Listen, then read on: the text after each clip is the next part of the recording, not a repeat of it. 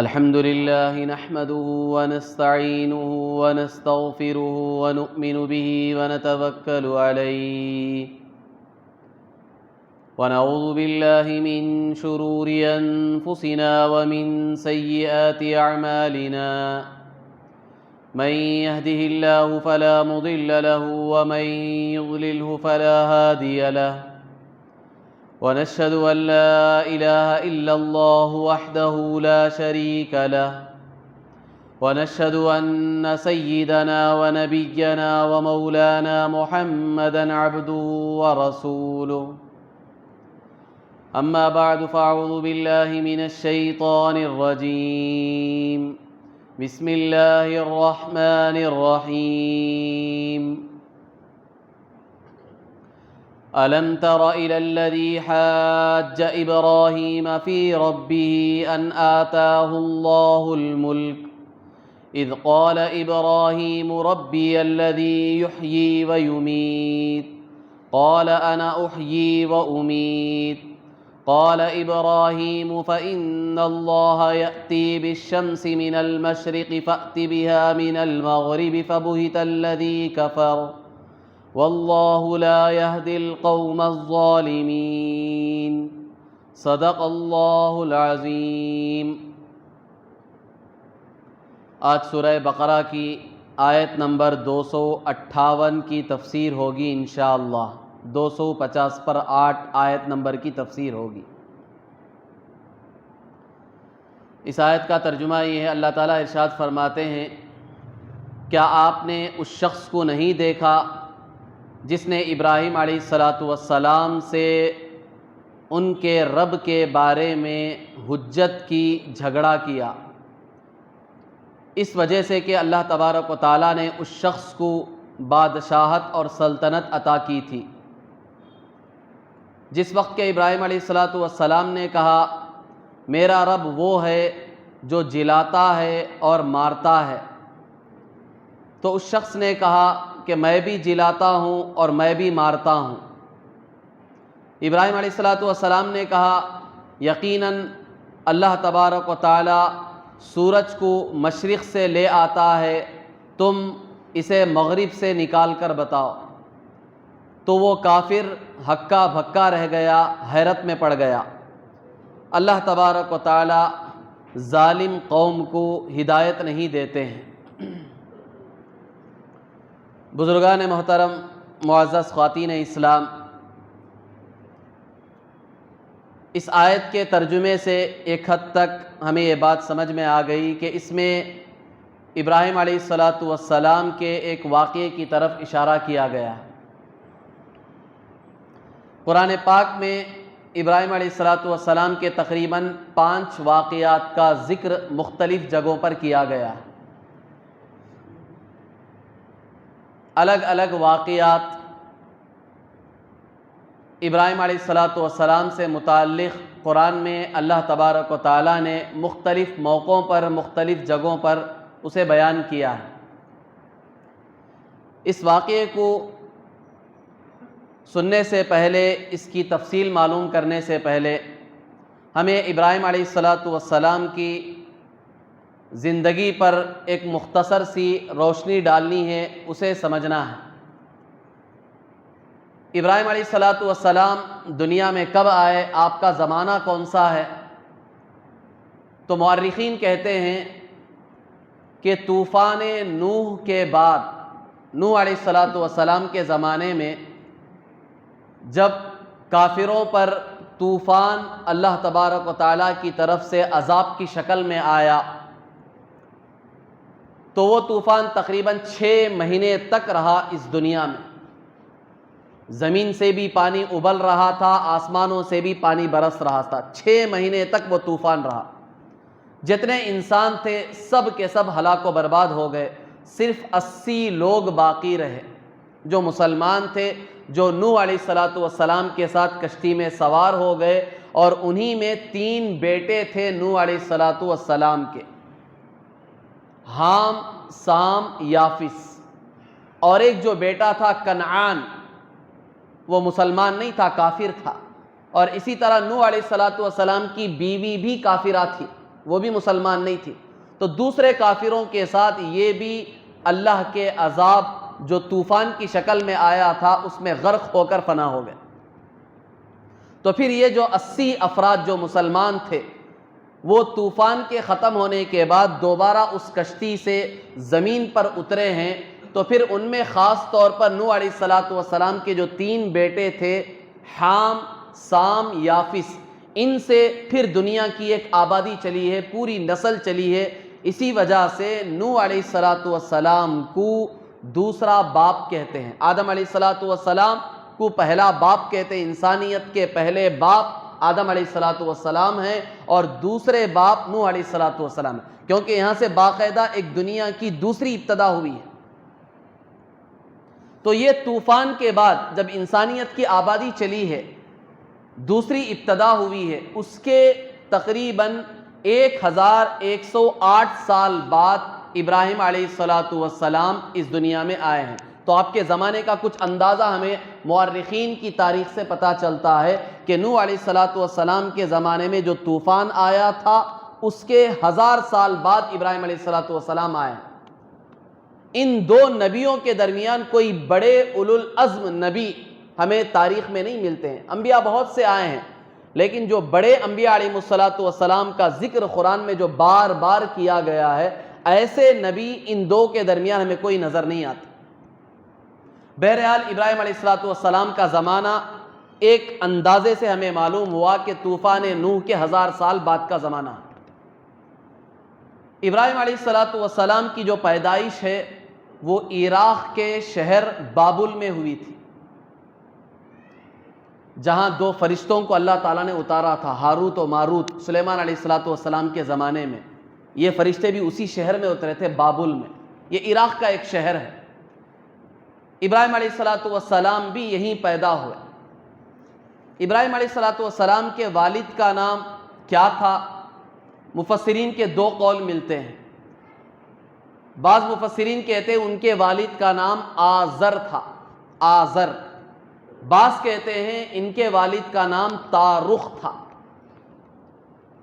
اکثر مفسرین کا رجحان یہ ہے کہ ان کے والد کا نام آزر تھا، اور تارخ جو ہے بعض نے اسے نام کہا ہے، لیکن اکثر مفسرین کہتے ہیں یہ ان کا لقب تھا، نام نہیں تھا۔ بہرحال ابراہیم علیہ السلام کے جو والد تھے وہ کافر تھے۔ اس زمانے میں عراق کا جو بادشاہ تھا اس کا نام تھا نمرود۔ اس کے یہاں یہ بہت بڑے عہدے اور پوسٹ پر تھے ابراہیم علیہ السلام کے والد جو آزر تھے، جو کافر تھے، وہ نمرود کے یہاں بہت بڑے عہدے اور پوسٹ پر تھے۔ ابراہیم علیہ السلام کو اللہ تبارک و تعالیٰ نے نبوت سے سرفراز فرمایا۔ ابراہیم علیہ السلام کی سب سے پہلی شادی اور آپ کا سب سے پہلا نکاح خود عراق میں ہوا۔ آپ کی بیوی سارہ تھی، یہ سب سے پہلا نکاح ہوا تھا۔ ان سے آپ کو کوئی اولاد نہیں ہوئی۔ پھر جو نمرود کے ساتھ واقعہ پیش آیا اس کی تفصیل میں بعد میں بیان کروں گا۔ پھر یہاں سے ابراہیم علیہ السلام ہجرت کر کے عراق کو چھوڑ کر مصر کے راستے سے جب آپ شام جانے لگے تو وہاں ایک بادشاہ تھا، اس کی ایک بیٹی تھی، شہزادی تھی جس کا نام ہاجرہ تھا۔ وہاں ایک واقعہ پیش آیا ابراہیم علیہ السلام کے ساتھ۔ وہ بادشاہ ایسا تھا کہ اسے جب بھی اطلاع ملتی کہ کوئی خوبصورت عورت آ رہی ہے تو وہ اس کے ساتھ غلط حرکتیں کرتا تھا۔ تو اس کے سپاہیوں نے بادشاہ کو اطلاع دے دی کہ ایک بہت ہی خوبصورت عورت آ رہی ہے، مسافر ہے، سفر کر کے ہمارے علاقے سے گزر رہی ہے۔ وہ ابراہیم علیہ السلام کی بیوی سارہ تھی، بہت خوبصورت تھی۔ ابراہیم علیہ السلام نبی تھے، ان کو پتا تھا۔ چنانچہ انہوں نے اپنی بیوی سے کہا کہ جب بادشاہ تمہیں پوچھے کہ تم کون ہو، تم کہنا کہ میری بہن ہو۔ ابراہیم علیہ السلام نے یہ جھوٹ نہیں کہا تھا بلکہ ایمانی بہن یہ سمجھایا تھا۔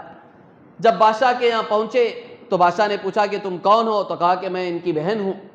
لیکن بادشاہ کو چونکہ اس کا یہ عمل تھا، باقاعدہ خوبصورت عورت دیکھتا تو اس پر ہاتھ بڑھا دیتا تھا۔ چنانچہ سارہ کے اوپر بھی غلط نیت سے اس نے ہاتھ بڑھایا تو اللہ تبارک و تعالیٰ نے اس کے ہاتھ کو شل کر دیا، بالکل شل ہو گیا، کوئی حرکت نہیں۔ جس طرح لخوا مارنے سے بالکل جسم میں حرکت ختم ہو جاتی ہے، خون رک جاتا، ایسے اس کے ہاتھ کی حالت ہو گئی۔ وہ سمجھ گیا کہ یہ اللہ کی نیک بندی ہے، اس کے ساتھ میں غلط حرکت نہیں کر سکتا، چنانچہ اس نے معافی مانگی، سارا نے معاف کیا، تو پھر اس کا جسم سیدھا ہو گیا۔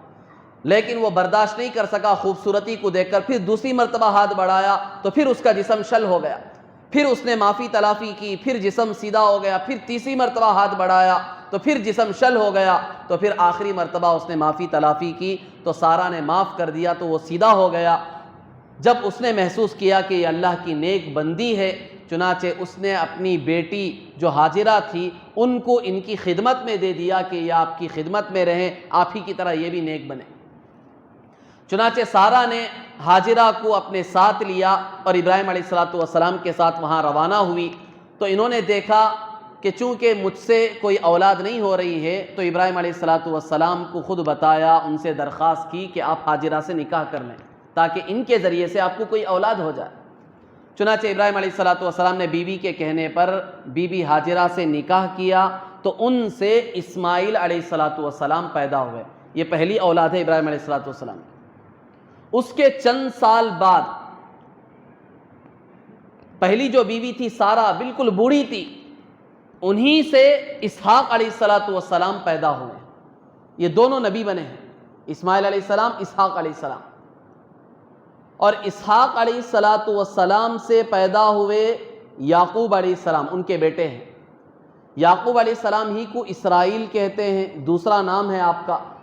پھر ان سے پیدا ہوئے ہیں یوسف علیہ السلام، پھر ان سے مستقل نسل چلی ہے اور ان میں تقریباً 1,00,000 نبی پیدا ہوئے ہیں۔ اس میں جو ابراہیم علیہ السلام کے بیٹے اسحاق علیہ السلام تھے، ان کے بیٹے یعقوب علیہ السلام، پھر ان سے جو نسل چلی ہے اس نسل میں تقریباً 1,00,000 نبی پیدا ہوئے۔ اور دوسری بیوی ہاجرہ، ان سے جو پیدا ہوئے اسماعیل علیہ السلام، ان کی اولاد، ان کی نسل میں کوئی نبی نہیں ہے۔ سب سے آخر میں میرے اور آپ کے آقا جناب محمد رسول اللہ صلی اللہ علیہ وسلم پیدا ہوئے۔ یہ 2 بیویاں تھیں۔ اس کے بعد اور ایک بیوی مؤرخین نے لکھی ہے ابراہیم علیہ السلام کی، ایک تیسری بیوی تھی جن کا نام قطورہ تھا۔ ان دونوں کی وفات کے بعد ابراہیم علیہ السلام نے ان سے نکاح کیا۔ یہ تیسری بیوی تھی قطورہ۔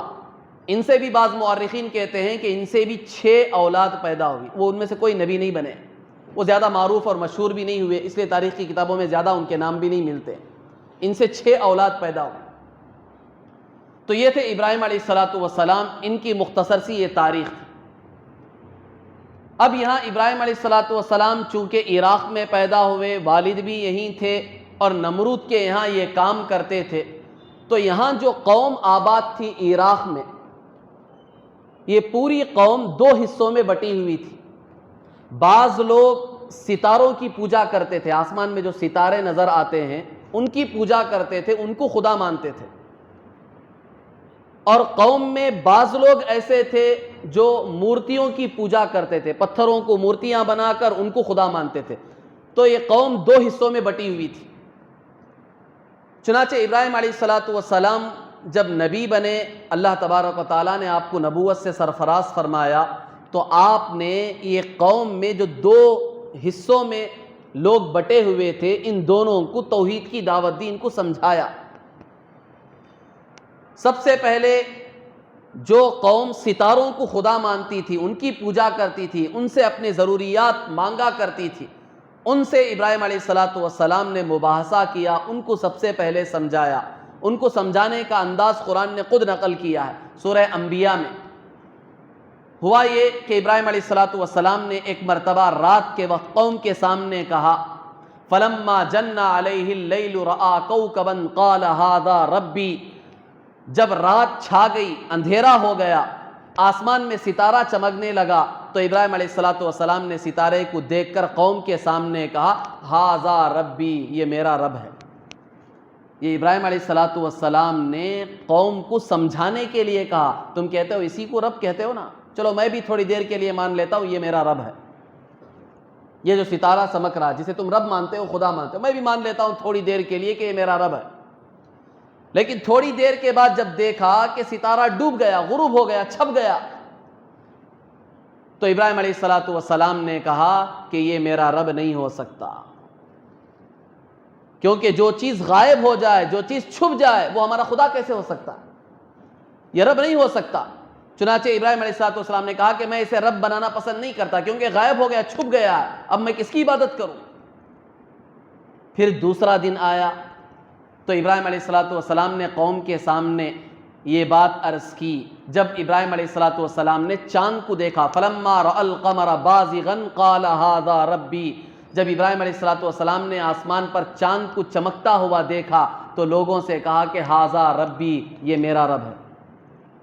تم بھی رب مانتے ہو تو تھوڑی دیر کے لیے میں بھی اسے رب مان لیتا ہوں۔ پھر جب دیکھا کہ رات گزرنے لگی، چاند چھپ گیا، تو ابراہیم علیہ السلام نے کہا کہ نہیں نہیں، یہ بھی میرا رب نہیں ہو سکتا، کیونکہ یہ بھی چھپ گیا، غائب ہو گیا، یہ رب کیسے ہو سکتا؟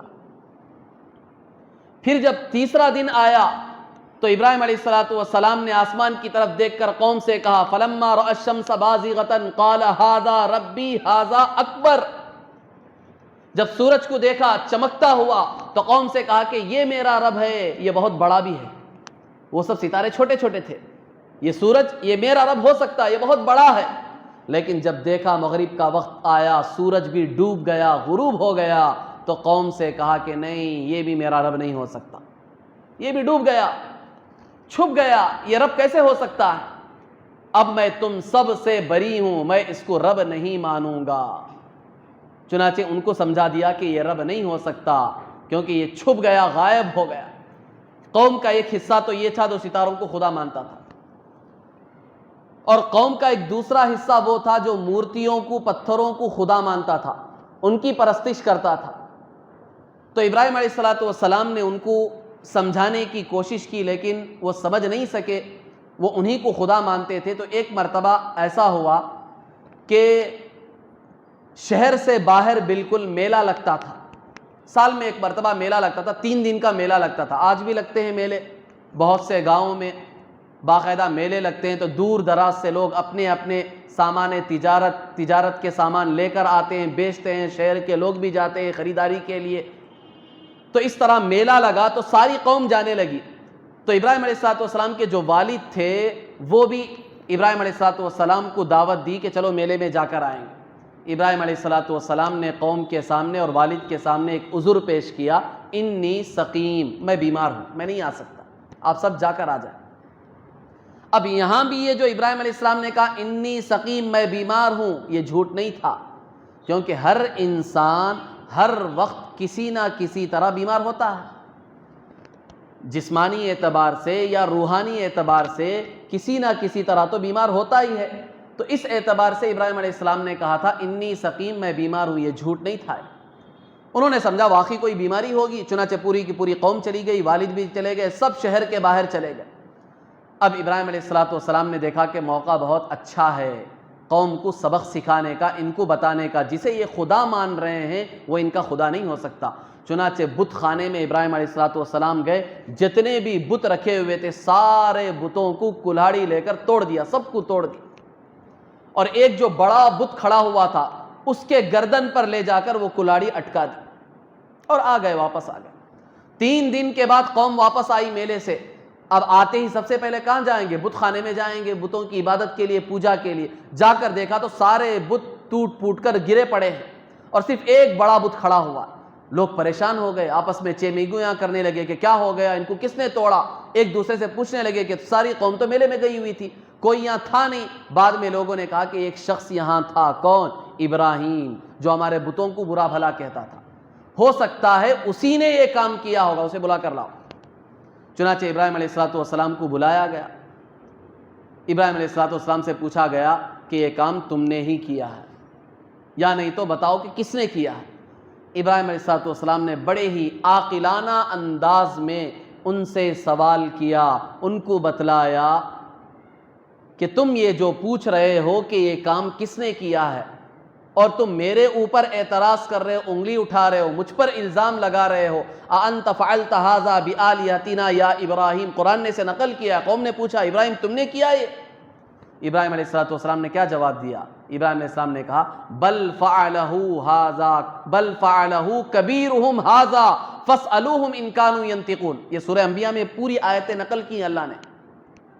ابراہیم علیہ السلام نے کہا کہ یہ کام میں نے نہیں کیا، یہ کام تو اس کے بڑے نے کیا ہے۔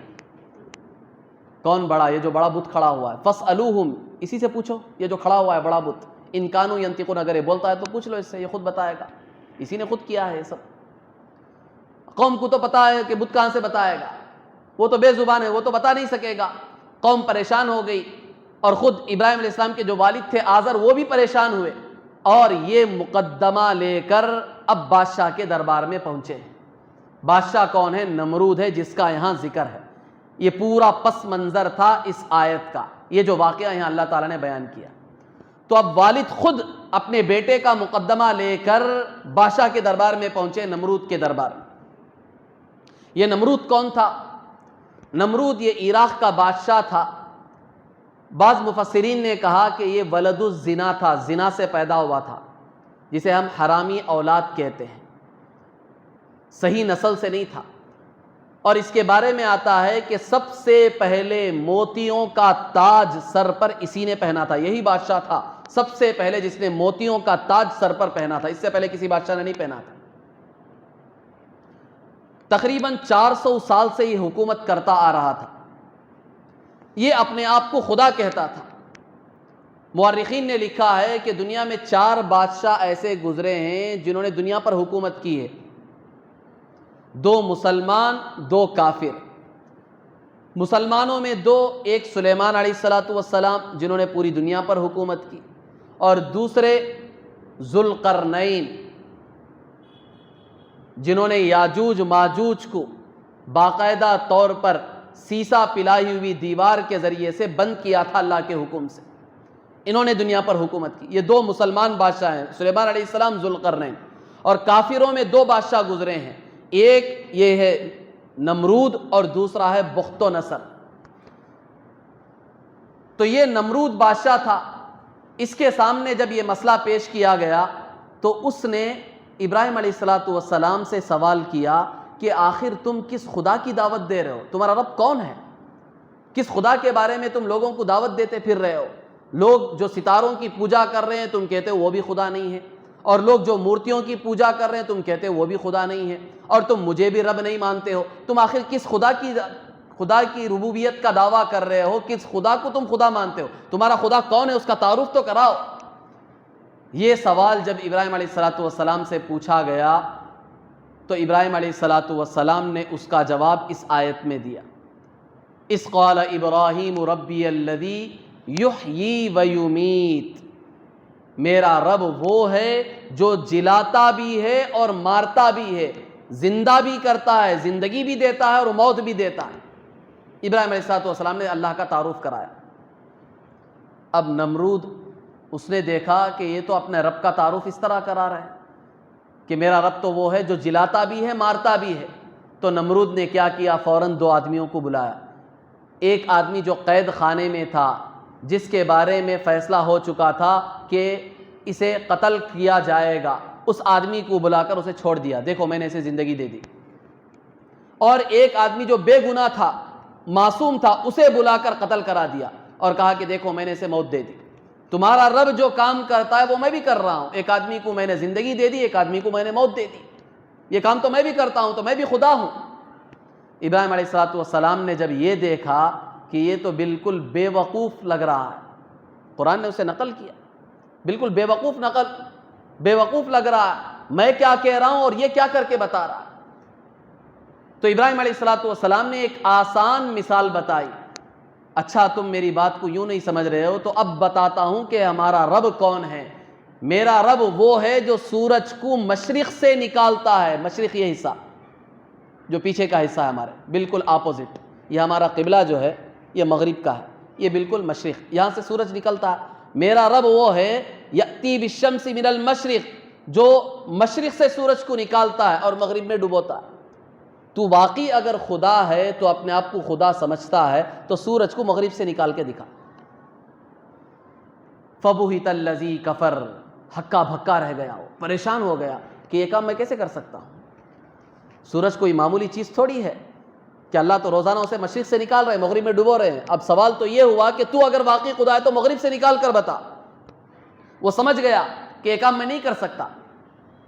اب یہاں مفسرین نے ایک نقطہ لکھا ہے، اگر نمرود چاہتا، ہمارے دل میں بھی یہ خیال پیدا ہوتا ہے بعض لوگوں کے کہ اگر نمرود چاہتا تو یہی سوال ابراہیم علیہ السلام سے کر دیتا کہ تم جو کہہ رہے ہو تمہارا خدا سورج کو مشرق سے نکالتا ہے، ذرا ابھی تمہارے خدا سے یہ کہہ کر بتاؤ کہ ابھی مغرب سے نکال کر دکھائے۔ اگر واقعی تمہارا خدا ہے، روزانہ مشرق سے نکالتا ہے، تو ذرا اسے کہو کہ ابھی مغرب سے نکال کر بتائے۔ یہ سوال کر سکتا تھا نمرود، کیوں نہیں کیا سوال اس نے؟ یہ سوال بعض لوگوں کے ذہنوں میں پیدا ہوتا ہے۔ نمرود الٹا ابراہیم علیہ السلام سے سوال کر سکتا تھا، تمہارے اللہ سے خود کہو کہ مغرب سے نکال کے بتائے۔ لیکن نمرود سمجھ گیا کہ واقعی ابراہیم علیہ السلام کا رب واقعی رب ہے، روزانہ مشرق سے نکال رہا ہے۔ اگر میں اس سے یہ سوال کر دوں کہ مغرب سے نکال کر بتا، تو ابراہیم علیہ السلام دعا کریں گے تو ان کا رب مغرب سے بھی نکال کر بتا دے گا، تو پھر میری حیثیت کیا رہے گی؟ پوری قوم کے سامنے میری ربوبیت نہ ہونے کی چیز کھل کر آ جائے گی کہ میں رب نہیں ہوں، اور پوری قوم مجھے چھوڑ کر اللہ کی عبادت کرنے لگے گی۔ اس ڈر کی وجہ سے اس نے بات کو پلٹا دیا اور فوراً کہا کہ تم بہت بڑے مجرم ہو، ہمارے دربار کے، ہمارے ملک کے مجرم ہو، لہذا تمہیں سخت سزا دی جائے گی۔ یہ کہہ کر ابراہیم علیہ السلام کو 10 دن کے لیے اس نے جیل میں ڈال دیا۔ بعض مورخین مفسرین کہتے ہیں 10 دن کے لیے جیل میں ڈال دیا۔ اس کے بعد وہ معاملہ پیش آیا کہ نمرود نے حکم دیا کہ ساری لکڑیاں اکٹھا کی جائیں، بہت بڑی آگ دہکائی جائے گی۔ بعض مورخین کہتے ہیں کہ 1 مہینے تک لکڑیاں صرف جمع کی گئی، جنگلوں سے جا کر لکڑیاں کاٹ کاٹ کر لا کر جمع کرتے رہے 1 مہینے تک۔ بعض کہتے ہیں کہ 6 مہینے تک لکڑیاں جمع کرتے رہے۔ اس کے بعد ان لکڑیوں کو 7 دن تک جلایا گیا، دہکایا گیا۔ اس کے بعد پھر ابراہیم علیہ السلام کو اس آگ میں ڈالا گیا۔ اس آگ میں ابراہیم علیہ السلام کتنے دن تھے؟ بعض کی رائے ہے کہ 7 دن تھے، بعض کی رائے ہے 40 دن تھے، اور بعض کی رائے ہے 50 دن تھے اس آگ میں۔ سب قوم نے دیکھا کہ ابراہیم علیہ السلام بالکل آرام سے اس آگ میں اطمینان کے ساتھ بیٹھے ہوئے ہیں۔ اللہ تعالیٰ نے اس آگ کو گلے گلزار بنا دیا۔ یا نار کونی بردا وسلاما علی ابراہیم، اللہ تعالیٰ نے آگ کو براہ راست خطاب کیا، آگ کو براہ راست حکم دیا کہ اے آگ تو ٹھنڈی بھی ہو جا اور سلامتی والی بھی ہو جا، کیونکہ اگر صرف ٹھنڈی ہو جائے تو بھی آدمی کو پریشانی ہوگی، زیادہ ٹھنڈک سے بھی آدمی پریشان ہو جاتا ہے۔ تو اللہ تعالیٰ نے جو جملے کہے آگ سے کہ تو ایک ٹھنڈی بھی ہو جا اور سلامتی والی بھی ہو جا، چنانچہ وہ آگ ابراہیم علیہ السلام کے لیے گلے گلزار بن گئی۔ اور بعض مورخین کہتے ہیں کہ اس آگ ہی میں لوگوں نے دیکھا کہ انار کا درخت ہے، کہ ابراہیم علیہ السلام انار نوش فرما رہے ہیں اور پانی کا چشمہ بہہ رہا ہے، وہاں سے ابراہیم علیہ السلام پانی بھی نوش فرما رہے ہیں۔ یہ ابراہیم علیہ السلام کا سب سے بڑا معجزہ تھا۔ اللہ تبارک و تعالیٰ نے ابراہیم علیہ السلام کو اس آگ سے بچایا اور یہ بات ثابت کر دی کہ واقعی اللہ ہی خدا ہے، اس کے علاوہ اور کوئی خدا نہیں ہو سکتا۔ چنانچہ ابراہیم علیہ السلام جب آگ سے باہر نکلے تو پھر عراق کو چھوڑ کر وہاں سفر کی ہجرت کر کے گئے ہیں مصر کے راستے سے ملک شام، اور یہاں اللہ تبارک و تعالیٰ نے نمرود کو سخت عذاب میں مبتلا کیا۔ ایک مچھر کے ذریعے سے اللہ نے اسے سزا دی، عذاب میں مبتلا کیا کہ ایک مچھر ناک کے راستے سے دماغ میں جا کر بیٹھ گیا اور پریشان کرتا رہا۔ سارے حکیم جتنے بھی اطباء ڈاکٹر تھے اس وقت کے سب آئے، علاج کرتے رہے، تھک گئے، کوئی علاج کارگر ثابت نہ ہوا، یہاں تک کہ پریشان ہو کر نمرود اپنے سر پر کبھی پتھر مارتا، کبھی دیوار سے اپنے سر کو مارتا، یہاں تک کہ جوتے تک مارنے لگا۔ تب اسے کچھ سکون ہوا تو باقاعدہ طور پر چند لوگوں کو اس نے مقرر کر دیا تھا کہ اس کے سر پر جوتوں سے مارتے رہے۔ مارتے مارتے مارتے اس کا سر پھٹا، یہاں تک کہ اسی میں اس کی موت ہوئی۔ اور اللہ تبارک و تعالیٰ نے بتلا دیا کہ ہمارے انکار کرنے والے کو ہم کیسی سزا دیتے ہیں۔ اس واقعے کو اللہ تبارک و تعالیٰ نے قرآن پاک میں صاف طور پر یہ ذکر کر کے اللہ کے نبی جناب محمد رسول اللہ صلی اللہ علیہ وسلم کے ذریعے سے رہتی دنیا تک کے لیے اور پوری انسانیت کے لیے یہ بتلا دیا کہ دنیا میں ایسے لوگ بھی گزرے ہیں جنہوں نے اللہ کا انکار کیا اور خود کو خدا سمجھ بیٹھے، تو ان کا انجام کیا ہو۔ اور یہ صرف اس وقت تک کے لیے نہیں، بعد میں بھی آئے، اس کے بعد فرعون بھی آیا، اس نے بھی خدائی کا دعویٰ کیا، اور وہ تو اور دو ہاتھ آگے بڑھ کر کہنے لگا انا ربکم الاعلی، میں تمہارا سب سے بڑا خدا ہوں۔ خدائی کا دعویٰ تو بہت کرنے والے لوگوں نے کیا ہے، اس کے ساتھ ساتھ انسانوں میں بھی بہت سارے ایسے گزرے ہیں جو باقاعدہ طور پر خدا کے منکر ہیں،